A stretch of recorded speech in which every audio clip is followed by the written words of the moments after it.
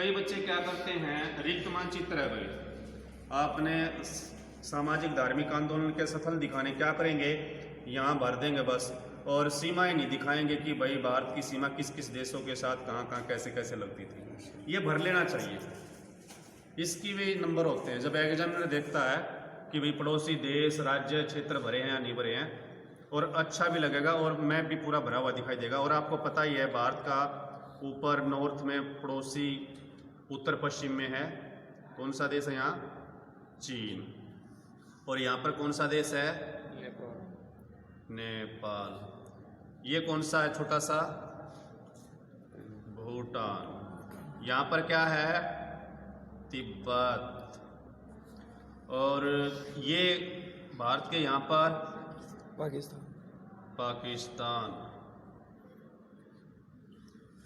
उत्तर पश्चिम में पाकिस्तान है। फिर यहाँ पर ये जो रीजन दिखाई देता है, यहाँ पर क्या है, कौन सा सागर है, अरब सागर। भाई आप बोलोगे तो आपको यहाँ पर छोटी छोटी सारी बातें मैप की क्लियर हो जाएंगी, जो मैं आपसे पूछ पूछ के कराऊंगा।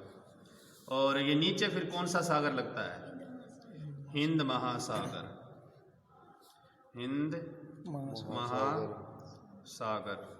और ये छोटा सा देश श्रीलंका। यहाँ पर ये कौन सी सागर की, कहाँ की कौन सी खाड़ी बोली जाती है, बंगाल की खाड़ी। अब यहाँ आप बताओगे तो एक तो आपकी ये प्रैक्टिस हो जाएगी बिल्कुल, बंगाल की खाड़ी। और यहाँ पर कौन सा देश है, म्यांमार, यानी कि पुराना नाम बर्मा। और ये कौन सा देश है, बांग्लादेश। ये पूर्वी बंगाल का ही बाद में बांग्लादेश बन गया। ये अंग्रेजों की देन है। अंग्रेजों ने बंगाल के दो विभाजन किए थे, दो हिस्से किए थे। 1904-05 में जब लॉर्ड कर्जन वायसराय बन के आया तो उसने बंगाल को डिवाइड कर दिया था, एक पूर्वी बंगाल बना, एक पश्चिमी बंगाल बना, और पूर्वी बंगाल का देश बन गया बांग्लादेश।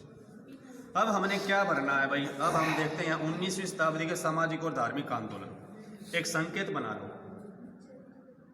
मैंने कहा था ना कि मैप के कुछ मापदंड होते हैं, संकेत। क्या दिखाओगे संकेत में, ये एक आप इसमें ये सिंबल मोस्टली यूज होता है, शून्य।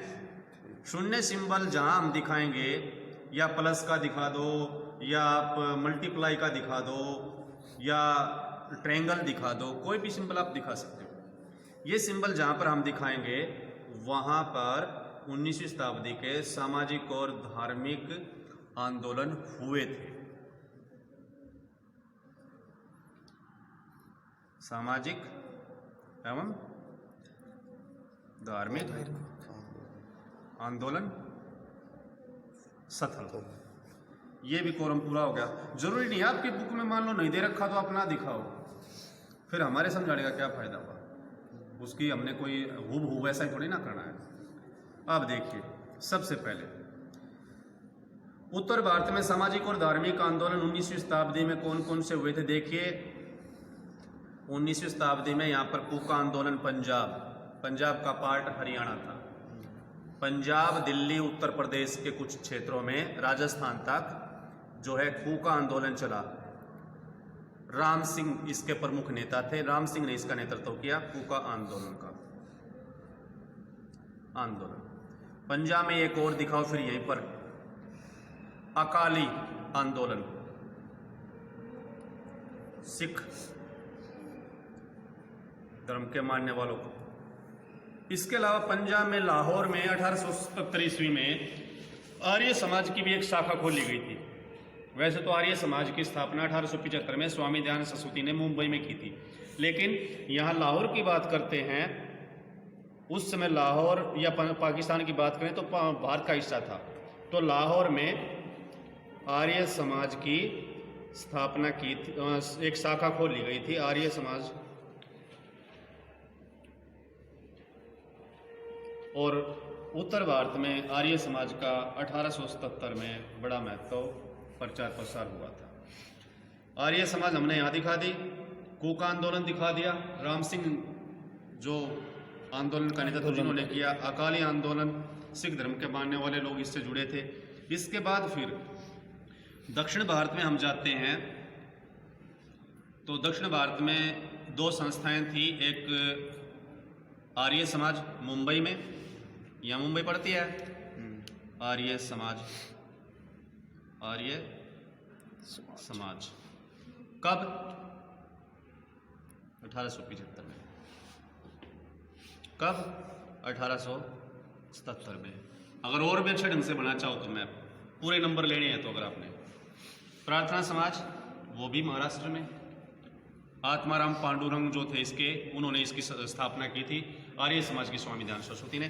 तो यहाँ दिखा दो दूसरी संस्था क्या? प्रार्थना समाज, प्रार्थना समाज। आत्माराम पांडुरंग जो थे उन्होंने इसकी स्थापना की थी, और कब की थी? 1867 ईस्वी। इसके बाद फिर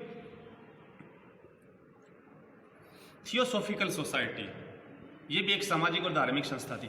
थियोसॉफिकल सोसाइटी मद्रास के पास अडियार में इसकी स्थापना की गई थी, और 1875 में अमेरिकी कर्नल ओलकॉट और मैडम ब्लावस्की, इन दोनों ने मिलकर न्यूयॉर्क में 1875 में थियोसॉफिकल सोसाइटी की, और ये यहाँ हम इसको चिन्हित कर देंगे मद्रास तमिलनाडु में, और यहाँ पर लिखेंगे थियोसॉफिकल